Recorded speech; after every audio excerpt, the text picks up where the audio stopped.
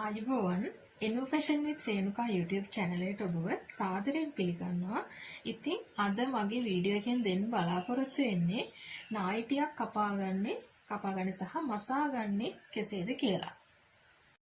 නායි ටිකක් කපා ගන්න අපිට අවශ්‍ය වෙන්නේ මිමි දෙකයි, උරහිස මිම සහ සාය කොටසේ උස.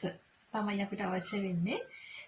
උරහිස මිම අරගෙන ඒ වගේම යෝකුස සම්මතයක් විදිහට අපි ගන්නවා. යෝකුස කියලා කියන්නේ බෙල්ලේ මුල ඉඳලා පපුවේ මුදුන දක්වා තියෙන උස තමයි යෝකුස කියලා කියන්නේ. යෝකුස සම්මතයක් විදිහට 10ක් ගන්නවා. ඒ 10 ගත්ත තැන ඉඳලා පහළට තමයි සාය කොටසේ උස ගන්නෙ. අන්න මේ මිමි ටික විතරයි අපිට අවශ්‍ය වෙන්නේ නයිටියක් මහ ගන්න. අපි දැන් බලමු මේ මිමි ටික කොහොමද හදාගන්නේ කියලා.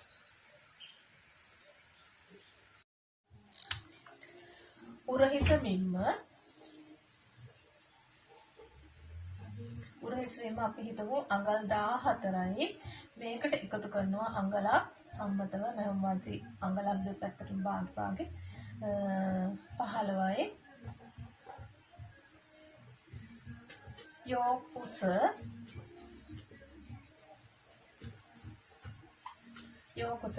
බෙල්ල මුල ඉඳලා පපුව මුදුන දක්වා අඟල් 10ක් මැනලා තමයි යෝකුස ලකුණු කරගන්නේ. යෝකුස බෙල්ල මුල ඉඳලා පහළට අඟල් 10ක් මේ ලකුණු කරලා එතන ඉඳන් පහළට තමයි සාය උස හදාගන්නේ. සාය උස අපි හිතමු අඟල් 25යි කියලා. මේකට එකතු කරනවා මෙහුම් වාසි භාගයයි වාටියට අඟලයි 26මාරයි.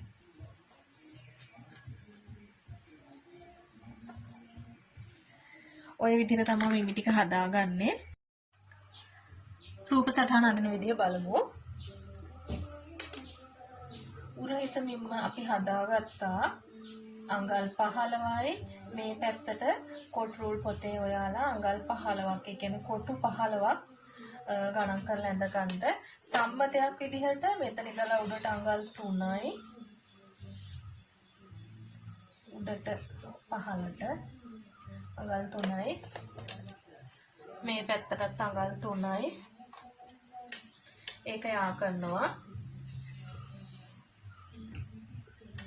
මෙතන ඉඳලා ඇතුළට අඟල් 3ක් ගන්න. මේ පැත්තෙනුත් මෙහෙට අඟල් 3යි. ඒ අඟල් 3ක් ගත්ත ලක්ෂයන් උඩට අඟල් 7ක් දක්වා යා කරනවා. 7ක් දක්වා යා කරන්න කියන්නේ මෙතන අඟල් 3ක් අපි දැන් යෝක් එකෙන් ඇඳලා ඉවරයිනේ. තව 7න් 3ක් ගියාම 10යි. 10න් 3ක් ගියාම 7යි ඉතිරි වෙන්නේ. එතකොට මෙතන ඉඳලා උඩට අඟල් 7යි ගන්නෙ. මෙතන ඉඳලා උඩට අඟල් 7යි. නැවත මේ පැත්තට අඟල් 2 ලකුණු කරන්න. මෙහෙටත් අඟල් 2යි. ඔය විදිහට ලකුණු කළා මේ ලක්ෂයන් දෙක යා කරන්න. යා කරලා මෙතන ඉඳලා නැවත අඟල් 3ක් උඩට ලකුණු කරන්න. මේ පැත්තෙනුත් අඟල් 3යි ලකුණු කළා මෙන්න මෙතෙන්ට යා කරනවා මේ විදිහට. මෙතන ඉඳලා මෙතෙන්ට යා කරනවා. මේ අඟල් 15ක් ඇඳ ලක්ෂයේ හරි මැද හොයලා මෙන්න මේ හරහා මෙහෙම යා කරනවා. යා කළා මේ කර හැඩය මේ විදිහට තියන්නත් පුළුවන්. නැත්නම් මේ විදිහට අපි කැමති කරක් ඇඳ ගන්නත් පුළුවන්. එහෙම නැත්නම් රවුම් කරක් විදිහට තියාගන්නත් පුළුවන් මේ විදිහට. මෙතන පළු 4ක් තියෙනවා. ඒ කියන්නේ රෙද්ද 4ට නමලා තමයි කපන්නේ.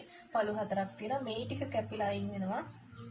මේ කොටස තමයි අපේ යෝක් කොටස වෙන්නේ. අපි ඊළඟට බලමු සාය කොටස ඇඳගන්නේ කොහොමද කියලා. නයිට් ඩ්‍රෙස් එකක් මහන්න ගොඩක් දෙනෙක් භාවිතා කරනවා චීත්ත හෝ පොප්ලින්. ඉතින් චීත්ත හෝ පොප්ලින් අඟල් 36 පළල තමයි එන්නේ. අපේ සාය කොටසේ උස වෙන්නේ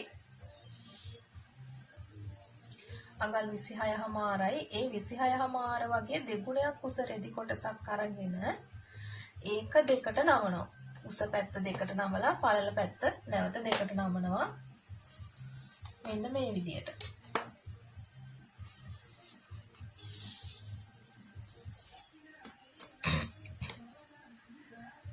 උස 26මාරයි. 26මාර වගේ දෙගුණයක් උස රෙදි කොටසක් මෙතන තියෙනවා. ඒ රෙදි කොටස උස පැත්ත දෙකට නමලා පළල පැත්ත නැවත දෙකට නමලා මෙතන පළු 4ක් විදියට තමයි තියෙන්නේ. මේ පැත්ත නැම්ම, මේ පැත්තත් නැම්ම. මේ පැත්ත තියෙන්නේ බලවාටිය.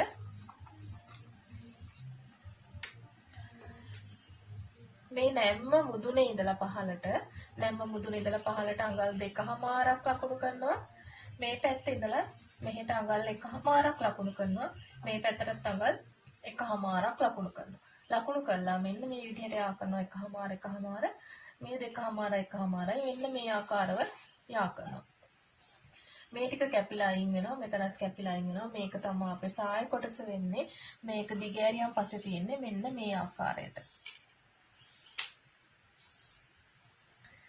ওই විදිහට තමයි සාය කොටස ඇඳගන්නේ.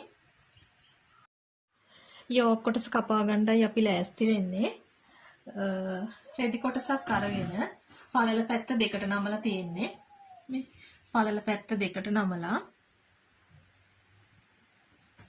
කන පිට පැත්තෙන් තමයි අපි චෝක් එකකින් අඳින්නේ. කන පිට පැත්ත තමයි මෙෂර්මන්ට් එක ලකුණු කරන්නේ. පළල පැත්ත දෙකට නමලා උස පැත්ත නැවත දෙකට නමනවා. දැන් මෙතන පළු 4ක් තියෙනවා.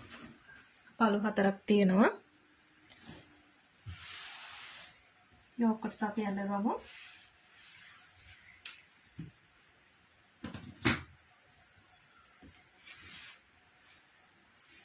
යෝග එකට අපිට අවශ්‍ය වෙන්නේ අඟල් 10ක රෙදි ප්‍රමාණයක්. පළු 4ම කපා ගන්න. ඒ වගේ කොටස් 4ක් ඕනේ. මේ දැන් රෙද්ද 4ට නමලා තියෙන්නේ. හදාගත්තු උරහිස මිම්ම මෙතන ඉඳන් හරහට ලකුණු කරනවා. අඟල් 15යි.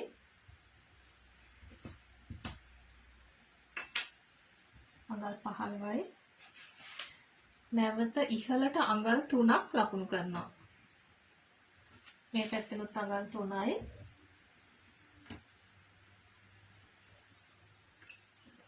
ලකුණු කරලා කොටුව ඇඳ ගන්නවා.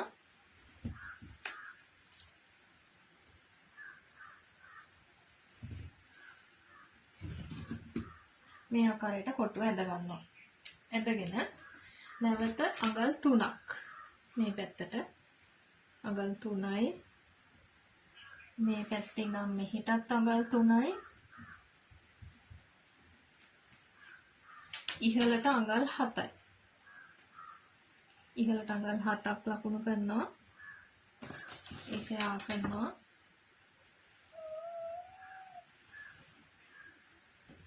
මෙතන ඉඳලා 7යි.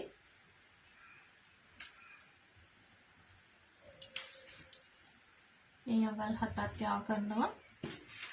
මේ පැත්තට අඟල් 3යි. මේ පැත්තට අඟල් 2ක් ලකුණු කරන්න. නැවත මෙතන ඉඳලා අඟල් මෙහෙට 2යි. කොටුව ළඟ ඉඳලා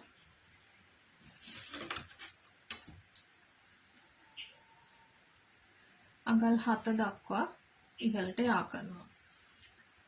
7 කොටස් දෙක මේ ආකාරයට එකතු සම්බන්ධ කරනවා. මෙතන ඉඳන් ඉහළට ලකුණු කරනවා 7ක් නැවත. ඒකත් මේ විදිහට යා කර ගන්නවා. යා කරගෙන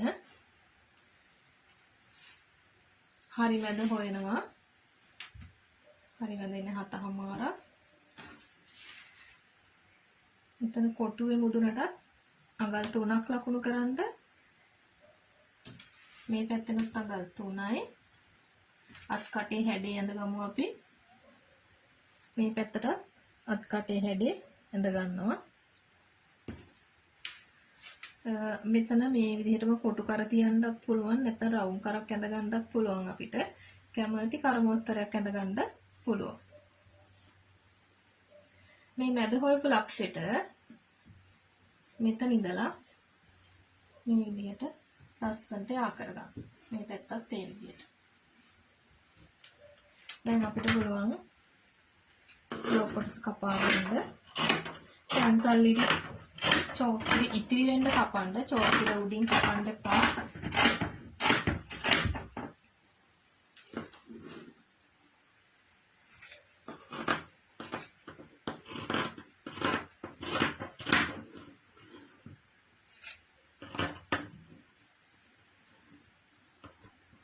මේක අපිට මෙහෙම මේ මැදින් මෙහෙම නවලා කපන්නත් පුළුවන්. එතකොට දෙපැත්තම එක ගානට එනවා බැලන්ස් එකට. මෙහෙම කපා ගන්නත් පුළුවන්.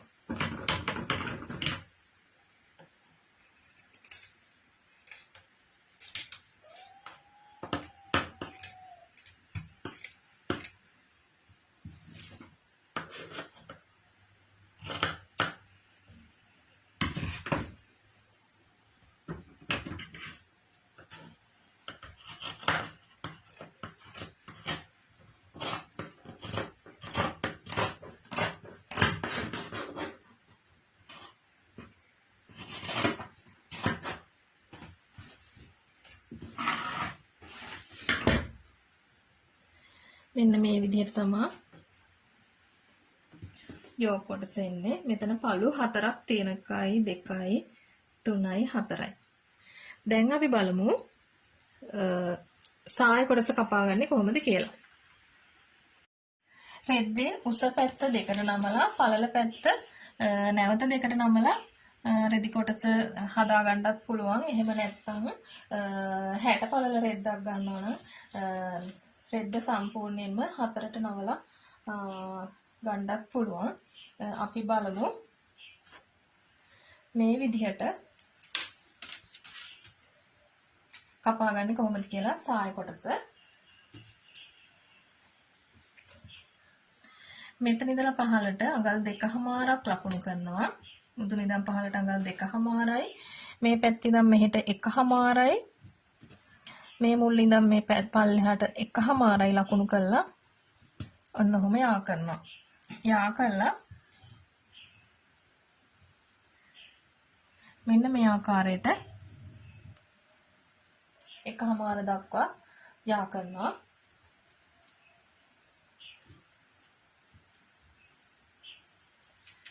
රෙද්දේ උස අරන් තියෙනවා අපි අඟල් 26කමාරක්.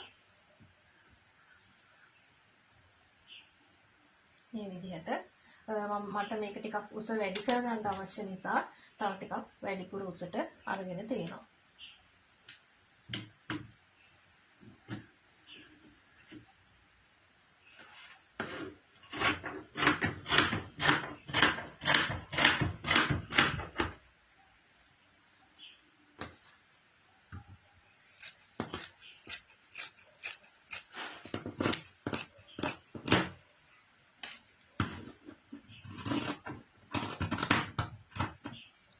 මෙන්න මේ ආකාරයට තමයි අපේ සාය කොටස කැපෙන්නේ.